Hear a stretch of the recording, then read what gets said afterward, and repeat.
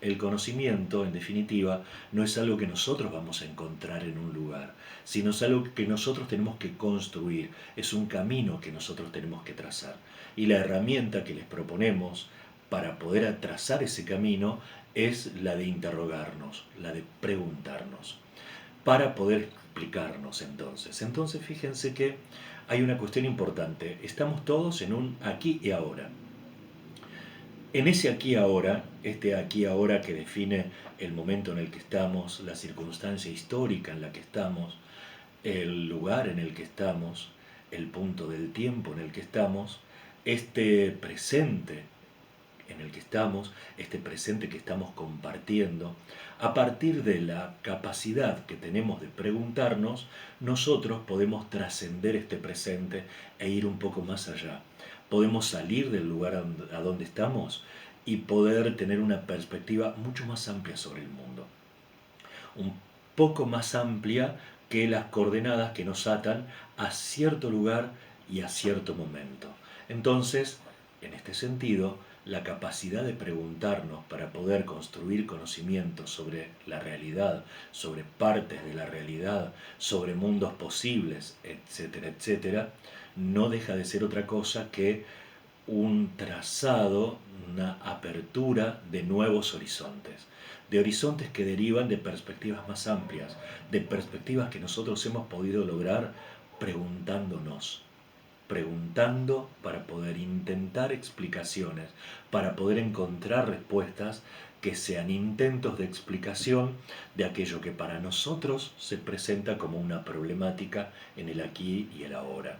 Es decir, que a través del lenguaje y a través de la relación entre el lenguaje y el pensamiento, a través de una actividad concreta como la de preguntar o la de preguntarnos a partir de los textos con los que tenemos contacto, nosotros abrimos horizontes. Nos podemos ir mucho más allá de donde estamos y del momento en el que estamos. Entonces, subrayamos acá en algo importante, que es la herramienta que vamos a utilizar es la herramienta de preguntar, de formular interrogantes. Ahora, a los interrogantes o a las preguntas los podríamos organizar en dos grupos. Por un lado tenemos las preguntas que se llaman preguntas absolutas. ¿Cuáles son las preguntas absolutas? Son aquellas que pueden responderse solamente diciendo sí o no. Por ejemplo, si nosotros nos encontramos con una pregunta que dice, ¿vivía en Argentina el músico Manuel de Falla? ¿Vivía en Argentina el músico Manuel de Falla? Las dos únicas respuestas que podría haber para esta pregunta son sí, vivía en Argentina Manuel de Falla. O no, no vivía en Argentina el músico español Manuel de Falla. Ahora bien, esa pregunta absoluta, como nos lleva solamente a dos posibilidades de respuesta, la de sí o la de no, esa pregunta absoluta no nos permite avanzar demasiado en el camino del conocimiento que podríamos trazar para poder comprender algún aspecto de la realidad.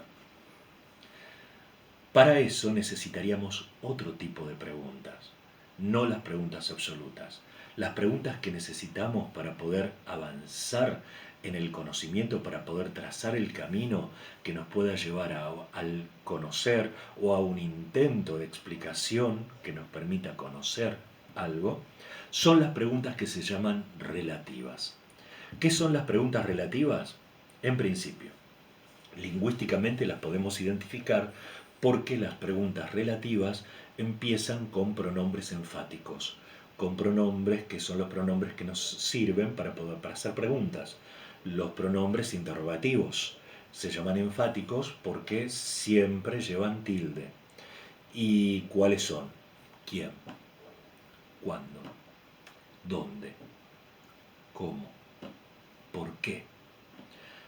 A través de estos pronombres enfáticos, nosotros, o pronombres interrogativos, nosotros podemos hacer foco en determinado elemento de la información que nos permita ir más allá de la situación en la que estamos para poder comprender un panorama mucho más amplio de la situación en la que estamos indagando para poder hacer un intento de explicación.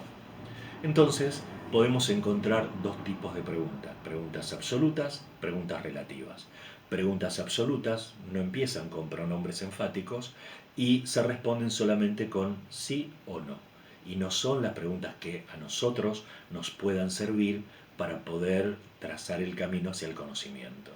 Sí lo pueden hacer las preguntas relativas, que son las que empiezan con pronombres enfáticos, pronombres interrogativos, y que llamamos preguntas relativas porque son preguntas que están relacionadas con un aspecto de la información sobre el que se requiere una indagación.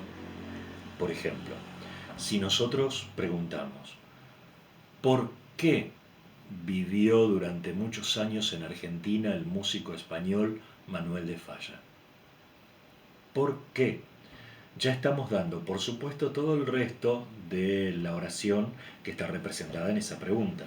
Pero al decir por qué, estamos relacionando nuestro interrogante con la causa que ha llevado a que Manuel de Falla, músico español, pueda haber vivido en Argentina. Entonces, nos permitirá esa pregunta poder hacer un intento de explicación que involucre muchas cosas que nos permitan comprender una cierta realidad que es a la que estamos apuntando. Por otra parte, si la pregunta fuera, ¿dónde dejó Juan el libro? En ese caso, ¿dónde dejó Juan el libro? ¿Dónde nos está relacionando en la pregunta con un aspecto de la información, que es el lugar? El lugar es una circunstancia del contexto en el que sucede o en el que se ubica una situación. Otra circunstancia del contexto en la que se puede ubicar una situación es el tiempo.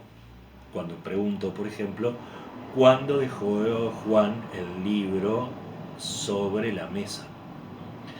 Entonces, a partir del cuándo, a partir del dónde o a partir del por qué, nosotros nos encontramos con ciertos elementos que nos permiten relacionar la pregunta con un aspecto de la información sobre el cual requerimos mayor explicitación.